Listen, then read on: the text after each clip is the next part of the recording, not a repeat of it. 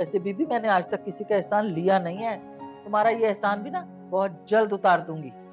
अम्मी जान, please please आप ये गुस्सा और नाराजगी छोड़ देना। आप जैसा कहेंगी मैं वैसे ही करूंगी, मैं वैसे ही बन जाऊंगी। वैसे बहुत बातूनी हो तुम। ला दो। अरे कल रात से भूखी पड़ी हुई हूँ, किसी को एहसास ही नहीं है मेरा।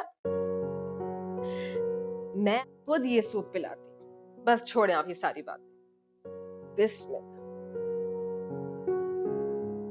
अरे ये क्या फंदा मेरे गले में लगा रही हो है? तुम क्या समझती हो मुझे खाना नहीं आता, बच्ची हूँ, अपने ऊपर गिरा लूंगी, दो मुझे। ऐसी बात नहीं है, नहीं मैं पिलाऊंगी आपको ये सूप। आपको दवाई भी खानी है इसके बाद। मुंह खोलें जल्दी से। शाबाश।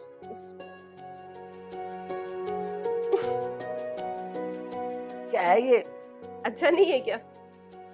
चले बिस्मिल्लाह।